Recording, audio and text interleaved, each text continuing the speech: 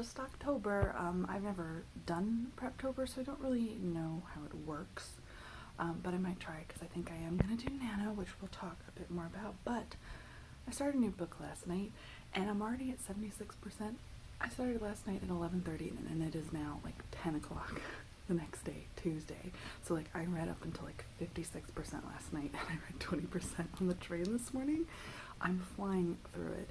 It's called In Her Eyes by, I think it's Sarah Alderson, and I went in knowing almost nothing because I got it from NetGalley, and I forgot what it was about, so I just tapped into it. It was like, I forgot what this one is, let me try reading it. And here I am. It's basically about like a super rich woman, and there's a horrific break-in in her home. So it goes really, really horribly, and secrets start to unravel. It is a very engrossing read. I mean, obviously, because I have to say, even without knowing what it was about, like I read the first couple chapters and it had excellent setup. I was kind of in the headspace of this character. I knew what her world was, and I could already see that multiple people in her life, her husband, her children, were keeping secrets. So I was already primed for it, and it's really good so far. I think this is going to be a 5-star read. ColourPop time. I did a treat yourself the other day. I couldn't resist. I ordered more stuff. Let's see. I got a bunch of individual shadows. Like some of these were only like $1.80. This one definitely was. Fun fact, you can get a bunch of these from ColourPop. They range from $1.80 when on sale to $4.50, and I'm going to pop these into a magnetic palette that I already own. I got 1, 2, 3, 4, 5, 6, 7, 8, 9, and it only costs like these 9 less than $20. Then I got a lippy pencil. And then the whole reason I actually placed this order was try their new No Filter foundation, which might be a dupe for my Fenty foundation, so I want to try it. I am really happy with that. Like, I previously only had 3 shades in here. Now I have a full palette. I did kind of ding one of them. But look, oh, ColourPop, guys. So affordable and so gorgeous. The purple you see me wear is this one. I've also worn this one a lot. This one, this purple, and this one. If someone reads a book in 24 hours but doesn't vlog it, did she read? I'm kidding, but I feel really, really terrible. So, long story short, In Her Eyes was amazing. I finished it in 24 hours flat, and I was like, who is this author? And it turns out she's a career author. It's like her 9th book or something. Her first part of her career was all in YA, and they weren't really titles that I recognized, but she had another adult thriller come out last year, and it was $2.99 on ebook. So I bought it immediately, and I breezed through that. I think it was less than 24 hours that I read it. I just like zoomed all the way through that book, and it was, honestly, I think I liked it even more than In Her Eyes. So 2 5-star reads in a row that I didn't really vlog. It'll make my reading wrap up inevitably a bit more fun for you because I'll go into detail about both of these books and what I liked. The second one was With Friends Like These, or Friends Like These, by Sarah Alderson. Like, shit got crazy in that book. I loved it. Yeah.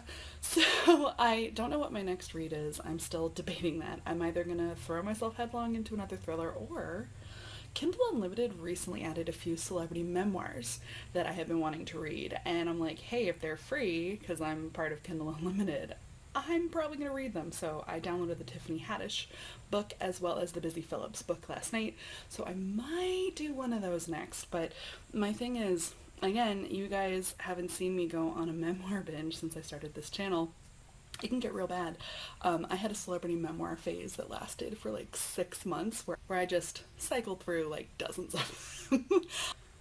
Okay, so writing wise, it is now October 4th. I know I should be doing Preptober, but so my desktop decided to die again. Separate issue. I didn't spill any Diet Coke on it this time, but there was an issue with the new hard drive that was installed and my operating system. So it is back in the computer hospital. I'm getting it back on Saturday. Today is Friday.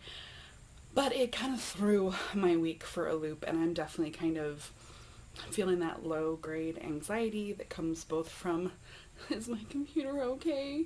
And kind of feeling out of sorts about that, and also from being on submission. I know I'm not supposed to talk about being on submission, but I'm on submission and I might be going a little bit stir crazy. This is what an author on submission looks like. I'm not okay. I'll be okay, but it's like it's low grade anxiety all the time. But as I teased on my last vlog, and now I should actually talk about it. So yeah, I'm going to do NaNoWriMo come hell or high water, though I'm going to do my own version of NaNoWriMo, which I have done before. I'm all about a personalized and forgiving Nano, which means, first of all, I am probably going to work on a project I've already started, which is how I did Brightly Burning too. I had like 3,000 words of Brightly Burning before I nanoed it. I'm going to go back into the thriller that I started in August, the coastal noir. But also, I had an idea, potentially. I mean, now that I said it in a video, does that mean I have to do it? We'll see. I had an idea for a novella, for a prequel of sorts, a companion prequel for The Stars We Steal, that I'm thinking of writing. I think it would be like 20,000 words, could be 30, that I'm thinking of writing as a pre-order incentive, because I always feel really terrible when I have to limit things to US only, and honestly guys, it's just because postage is bonkers. I once sent a package to the UK, it was $30, and a friend of mine recently sent a package like with a book to India and it was $60. So even like flat mail things can get really out of hand, but I want to do something for my pre-order that's digital, and so I'm thinking of writing this novella. So I did have an idea, and I got as close to outlining it as you know I'm gonna get, like, meaning I kind of jotted down the timeline that I would want to cover and like the characters and the POV. But part of my preptober, which I will cover in this, is properly outlining it. This is a weird one. I think it's because it's a novella, so it's shorter, and also because this reminds me of my old fanfic days, and I definitely did some planning on my fanfic. I'm going to get as close to an outline as you can get, because I do want to like beat out this story, not literally, it won't literally be beating it or the beats, but because I'm going to jump back and forth in time and cover different POVs from different characters, and because this serves as backstory for The Stars We Steal, like weirdly it's more formed in my head because I already pantsed and revised The Stars We Steal. So like I have my thing with pantsing and discovery writing, it's really discovery writing, is just that I don't know a story in my soul enough to outline it, but I know this story so well that I can probably do as close to an outline as you're gonna get. So as of right now, I'm between making serious progress on the thriller during Nano, or writing this novella, or jumping back and forth between both and just like seeing what I can do. The thing about partial nano, the reason I'm partial nanoing, I have business travel in the early part of November that I have to do, a red eye to DC, and then later in the month I am going to Maryland to be with family to have a memorial for my mother. So it made more sense for our family not to do that earlier, also because everyone is kind and letting me drive the boat, and honestly when everything happened with my mom, I was like, I don't even want to emotionally deal with this until later. Thanksgiving just makes a lot of sense for us to gather as a family, because you know that's when everyone has a little flexibility with time off. So that is going to be we'll see. It's either going to be a situation where the writing is a good distraction and I want to do it because I'm all in my feelings, or it's gonna be the last thing I want to do. So there's just no way I can do a full nano. So that is kind of my plan for Preptober and November. And this vlog will definitely go up before November. I'll do a whole separate vlog for NaNoWriMo. Alright, I did it again. I read a book in 24 hours. I mean, it's really great for the books. It's just, it means that by the time I think to film a vlog update, I'm almost done. So I read the Busy Phillips book, This Will Only Hurt a Little, and I loved it. I'm definitely back on my celebrity memoir bullshit. As I mentioned, you've never seen me on this bullshit, but I will disappear down holes. I started the Tiffany Haddish memoir, The Last Black Unicorn, immediately after finishing the Busy Phillips one because I was on a bus and I'm already like almost 20% into that one. So Busy Phillips, she has a very kind of winning, sparkly, to use her word, but also vulnerable way of writing. I really felt like I knew her. Like she's very open and emotional. And it's not as much kind of a gossipy Hollywood memoir as one might expect. Like, I definitely went in for some tea, which she does deliver. She's a very blunt and straightforward person, which I really, really like.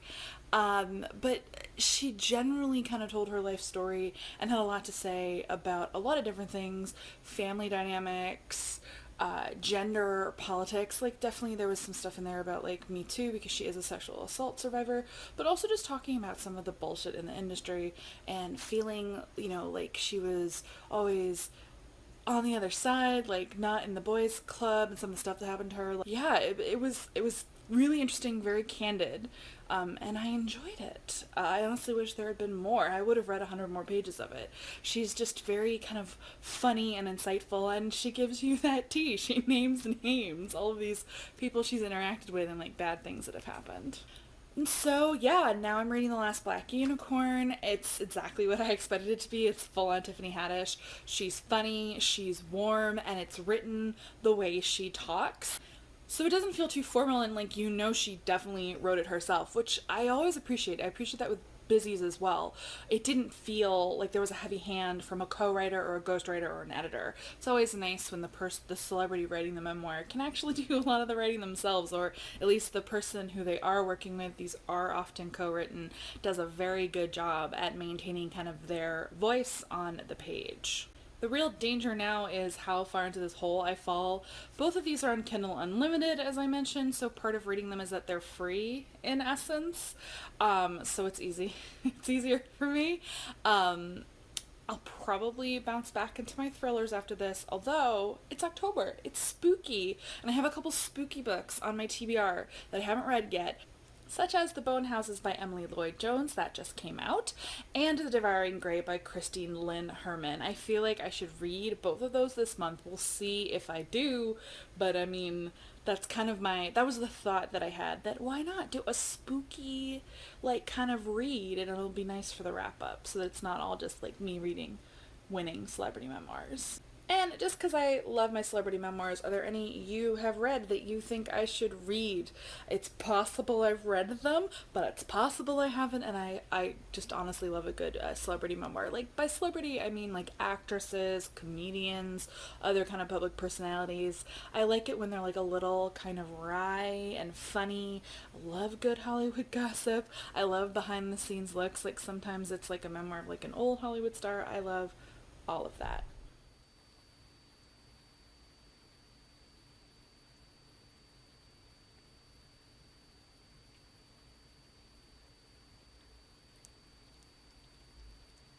Current read. It's like kind of whimsical and almost like fairy tale-ish and a bit kind of like spooky. I really like it so far. It reminds me of The Cruel Prince a little. Not in specific substance. They both have fae, or at least fae are mentioned in this one so far. But just in terms of like it's almost like old school fantasy, like where you just kind of fall into like a really enjoyable fantasy.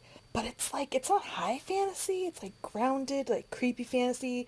That's what this is. It's basically like a Welsh town and a girl who's a gravedigger, and there are bone houses, which are basically zombies, and mention of the other folk, which are fae.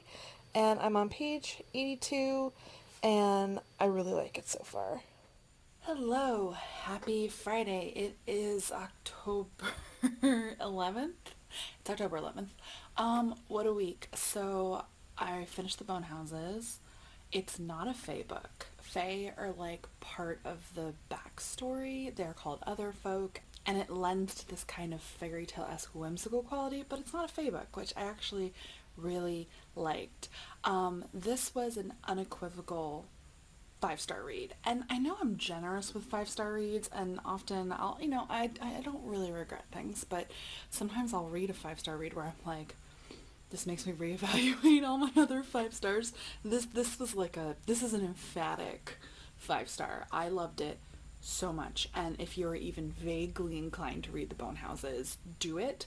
I haven't read kind of that fairy tale-esque third person, just not quite whimsical, but like a fantasy that had such a distinct sense of place and tone and character and kind of theme, which sounds so hoity-toity, but like I haven't read something like that in a really long time, and it was a really fulfilling reading experience and really cathartic. So I know this is my personal stuff, but having lost my mom in June, the theme of death and the ones we lose and the magic in the story of people coming back to life, not really like the dead walking and what that means for the characters, I cried like a little baby at the end. It was at moments tough for me, but it was, as I said, just cathartic. And then I bounced to something completely different. I started What You Did by Claire McGowan yesterday, and I read to 56% last night, so you know it's going well. It's another one of those fun domestic suspenses by a British author. It's very, well, it would have fit really well in last month's reading vlog and wrap up because it has kind of the shades of Me Too, like a few of those books did as well. It is about a woman. She's having a dinner party at her house. It's been 25 years since she met all of her friends at Oxford, not 25 years since she saw them, but they're having like a reunion weekend. And on night 1, her friend Karen stumbles into the kitchen. She's bleeding, and she accuses the main character, Ali's husband, of raping her in the garden, and shit gets real from there. It's mostly deep into Ali's POV. It's really emotionally engrossing. I know that Claire McGowan is a Kindle Unlimited author. She has a lot of books published by Amazon, so this is the first one that I like downloaded, and so far I'm like, I might devour a bunch of her other books because they're there and they feel free, basically. I feel very in the headspace and the emotions of every character who has a POV chapter, and there are other POV chapters. You get one from the point of view of the woman who is raped, you get one from the point of view of her son, you get one from the point of view of the main character's children, one each so far from each of her children. So you get like little snapshots of some of the other people, and of course there are dark secrets in the past, as there always are in these books. Someone died at Oxford the year they graduated, and Ali may or may not have lied to protect her now husband, so there's lots of stuff going on there. And yeah, I got past 65% this morning reading on the train, and I'm definitely finishing it tonight. So far so good. If you like those kinds of like tense emotional reads where you are deeply in the POV of the main character and you feel for her and you agree with her, and yet at the same time you are as conflicted as she is in some of her feelings. Like, she is an advocate for battered women, and now she has a husband who's accused of rape, but like she wants to protect her children and she doesn't know what to believe. So far, really good. And last but not least, I am participating in a NaNoWriMo survival kit thing for AuthorTube.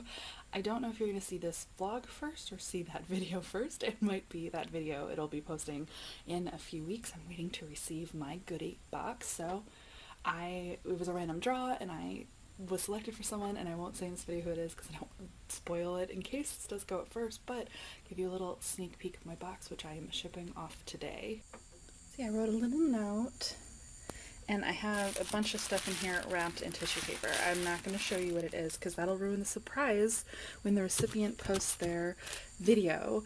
And yeah, so I'm excited to receive my box and see what I get. And this just reminds me, NaNoWriMo is coming, and this alleged writing vlog is all reading so far, so I should probably figure out writing. Okay, I'm going to record this because I just got this in PR, which, what has happened to me, what is my life? Thank you, Sourcebooks, for sending this to me. And I'm just mesmerized by this ARC packaging. So it's shiny, it's clearly like wrapped, the book is wrapped, and I'm entranced by this little message that says, pull. So I want to see what happens. You're with me on this journey, alright? I'm pulling. Oh, okay. Okay, so I guess this is like an ornament, like a little hangy thing, and it's shiny. That is brilliant. And then you get the peekaboo for the cover. Gosh, that's clever. Aha, yes, you slide the book out. Cool. Alright, Sourcebooks, you're clever. Alright, it's comped as Inception meets the Magician, so I'm sold. Well, maybe I'll read this one.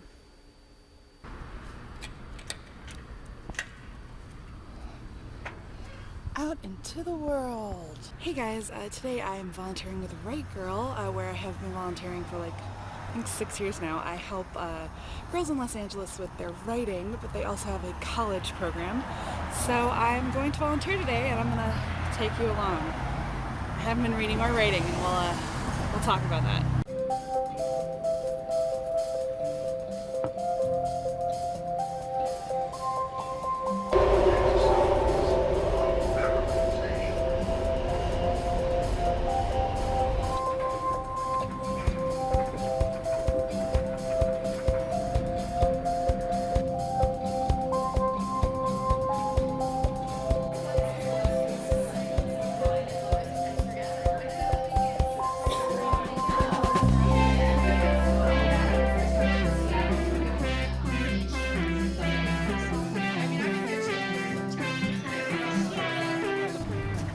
Just had a good morning of helping girls with their essays. Sorry I didn't film so much there. It's one of those like, oh, this is very awkward to vlog things.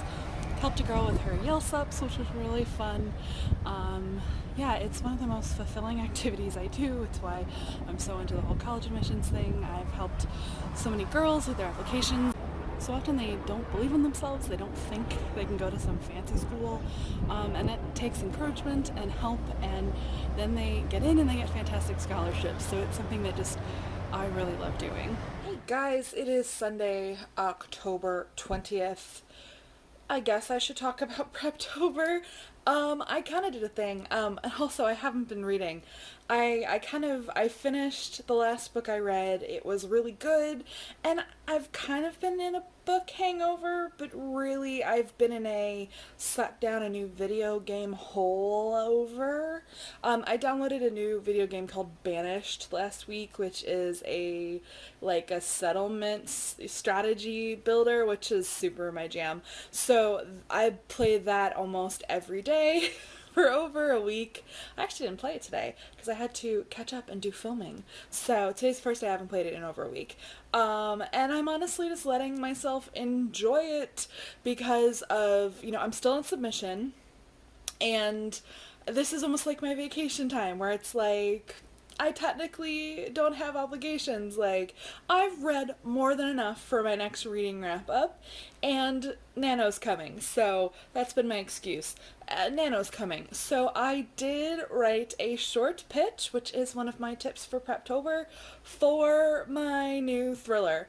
I wrote it last night, like a paragraph pitch, not an elevator pitch. It was slightly longer. It's like what I would put in a query if I wrote a query, is basically what I wrote last night. And I sent it to one of my writer friends who knows a little bit about the project, but not a ton, and I asked them to tell me if it makes sense to them. And his feedback was super, super helpful. He was gelling with the pitch, but he got to the end, and he asked me a really critical question. He asked me, because it's a thriller, what's her motivation, the main character's motivation, for investigating this murder specifically. Now, I'd had a little bit of it in there, but in explaining what I meant by it to him, he was like, okay, that makes sense, and could it be a little bit of this? What if you wrote it this way? And it was really, really helpful. Now, I haven't gotten to that part in the book because I haven't gotten to the murder yet.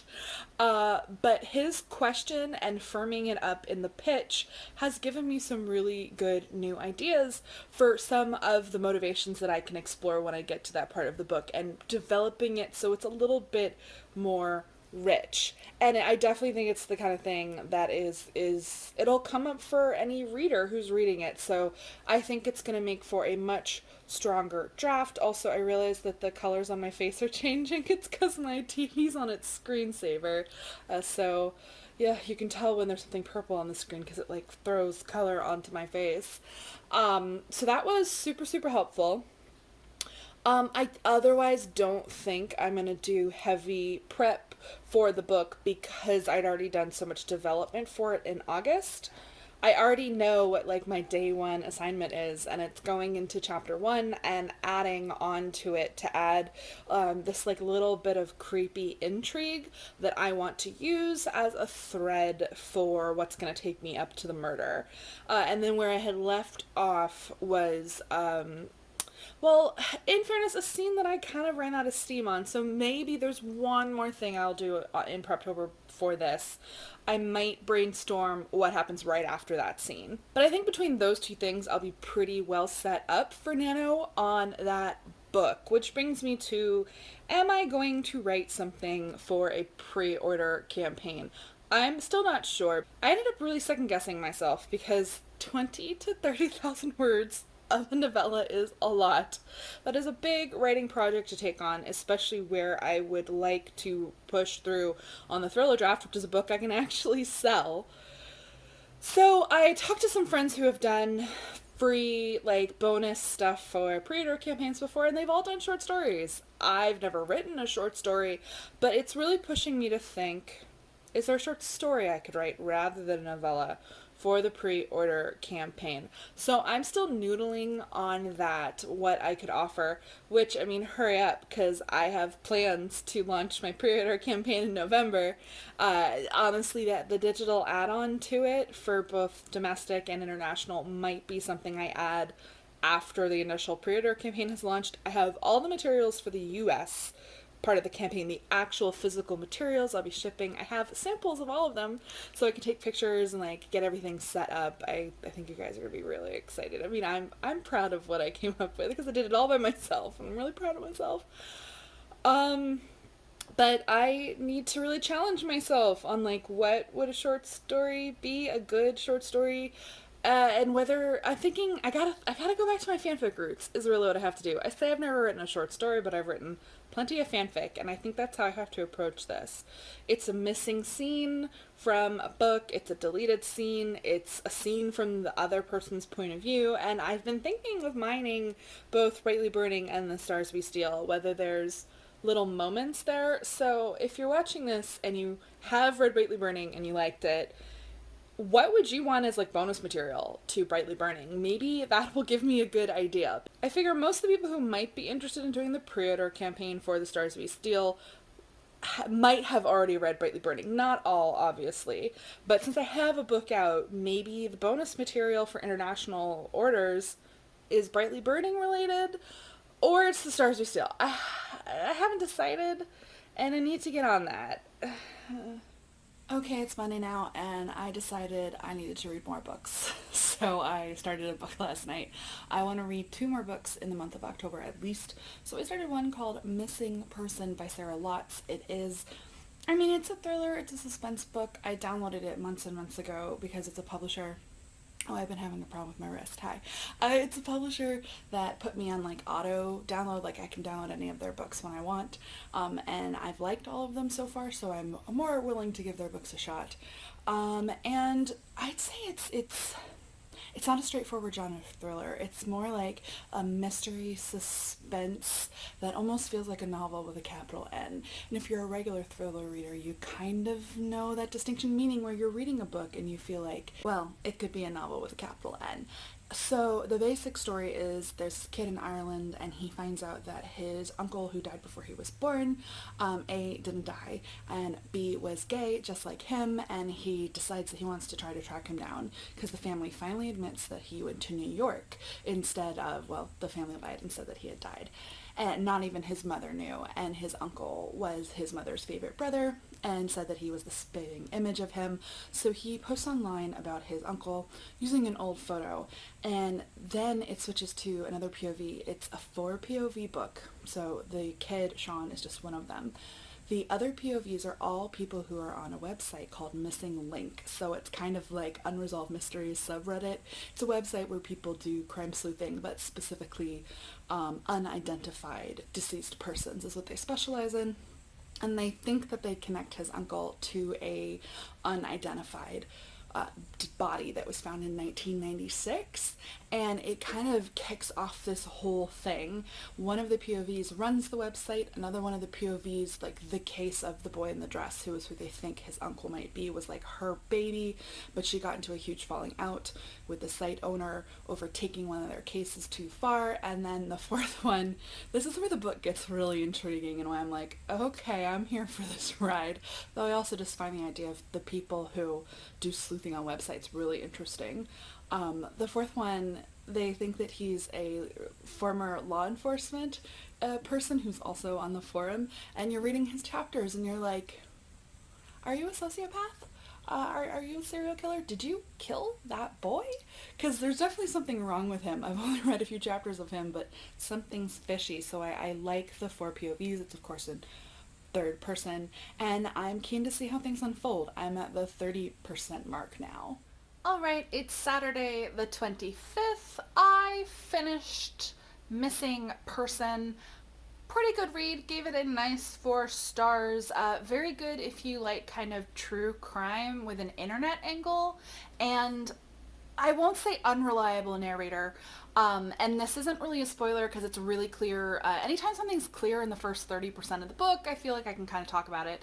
And that is, I kind of teased before, one of the POVs in the book is not who they say they are. Like, you know from the start that they're purposefully lying about who they are on the web sleuthing website, and that adds a lot of interesting dramatic conflict and tension that I liked. So if you like kind of true crime and like people on the internet who investigate unsolved mysteries and how messy that can get, pretty good read. I'd say it's not a typical thriller though.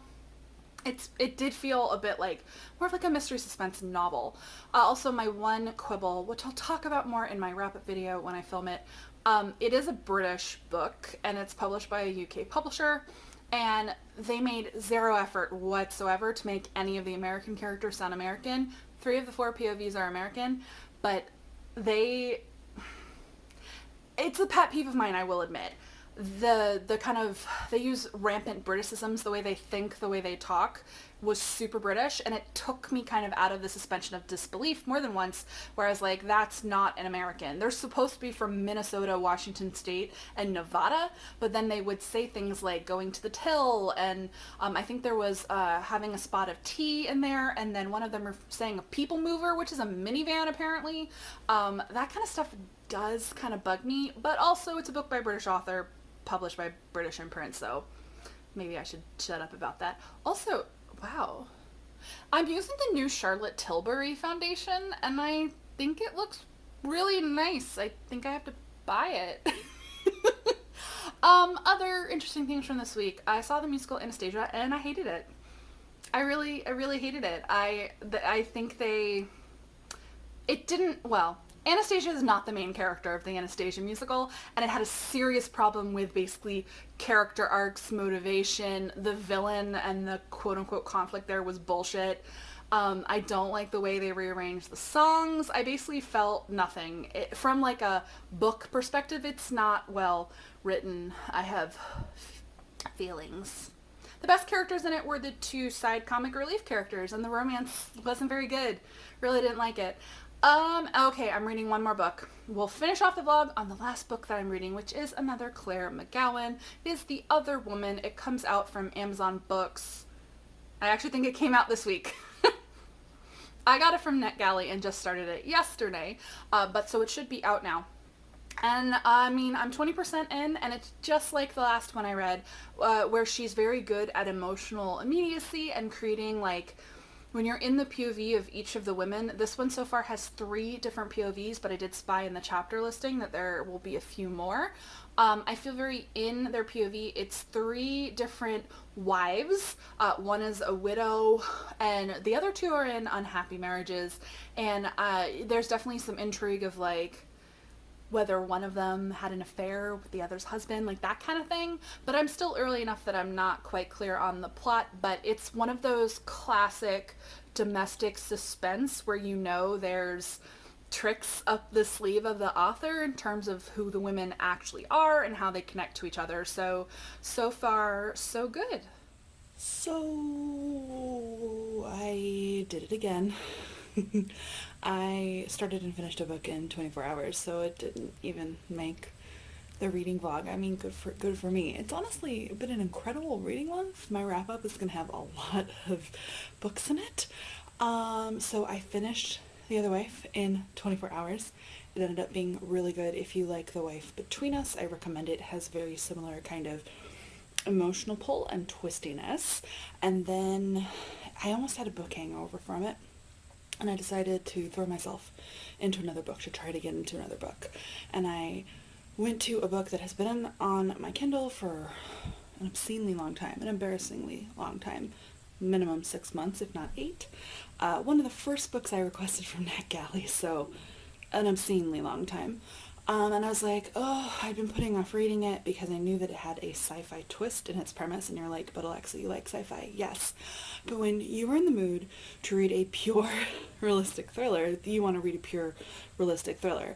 I started reading thinking I'd read a few chapters, and then I got to the 60% mark in one night. I stayed up till 2 o'clock in the morning. Do not recommend. And then I finished it the next day, because I wish I hadn't put it off, because it is more or less a pure domestic suspense thriller, just it has a high concept sci-fi underpinning premise, but it is structured and written just like all of these other thrillers I'm reading, and I ended up really loving it. It's called Mother Knows Best by Kira Pykoff. So if that sounds up your alley, if you want, it essentially feels like a near future, barely near future, like 5 minutes in the future, because there's a thing with genetic, not testing, but essentially it's futuristic baby making, futuristic IVF basically. That's part of the core premise, but otherwise it is a really solid suspense novel. It had some tropes I really liked, like the whole going on the run with a guy thing. Oh, I love that kind of thing. So that leaves me thinking this vlog has gone on for a while, and I should probably stop, because then I honestly, I won't stop if I don't stop, because I'm on a serious reading binge, and something's got to give. Have I worked on any writing during the course of this vlog? No. Sorry, it's more of a reading vlog, but that's okay. Oh, and I have a dark secret / confession related to books. It's a great place to close it out, confessing to willful deceit. So I have in many videos in the past discussed reading a 700-page biography of the Romanovs, and my dark confession is I read approximately 500 pages of that 700-page Romanov biography 3 years ago, before I started my channel, and I got stuck literally right before the Romanovs all got murdered. That's actually where I stopped. I stopped on Tsar Nicholas II. I got through so many Romanovs, and I got stuck. It was actually because I was drafting The Stars We Steal, and that's, if you, actually, this did kind of get covered on this channel. I had a really huge reading slump in 2018. Particularly 2018, but also 2017, and this book was one of the last ones that I was really reading before that happened. Point is, I'm going to finish it. Partly inspired by seeing Anastasia last week and not liking it. It's like, I think part of the reason was, like, when you know the real history and the real story, you can't watch some bullshit. It makes it hard, the suspension of disbelief. Like, Nicholas was a terrible czar. The Romanovs were not great people, and they really kind of ran their country into the ground. There's a reason they were murdered, even though it's sad. Last night I made some headway. It's such a long book. It's good, but it's really long. I read 5% last night, which for this biography is a lot because it's so freaking long. I finally got to the murder. I'm so happy. Well, I'm at the murder right now. Nicholas just abdicated, so I'm about to read about the murder. So I'm gonna finish that book, and yeah, I don't think I ever counted it as finished on my Goodreads, so I can count it as finished on my Goodreads when I actually finish it, but it took a while. So I think that we should be more honest about our reading, frankly, especially when we pick up long-ass, good, but long-ass, partially dry books. Another confession, I only got to about page 500 of the Hamilton biography. I have this horrible habit with 700-page biographies. Can we talk about how ridiculous 700 pages is, by the way? I have this habit of getting to like 2/3 and then petering out. So I'm very pleased to finish this book. I'm going to leave the reading vlog here before it gets out of hand. I'm about to go on a trip, which means I'm going to read more books. Actually, next reading vlog, I'm going to read the Karen McManus sequel to One of Us is Flying. I got a copy of that last week. So that's your suspense. You're going to have to wait a long time. I'm so sorry. So give this video a thumbs up if you like it. I'm going to continue vlogging either way. I'm really enjoying the whole reading vlog game, and hopefully there's actual writing in the next one. Writing, vlogging. And if you're not subscribed to the channel, go ahead and do that. I post new videos 2 to 3 times a week. And as always, guys, thank you so much for watching, and happy reading. We're going to go with happy reading because let's not lie, this was a reading vlog more than it was a writing vlog.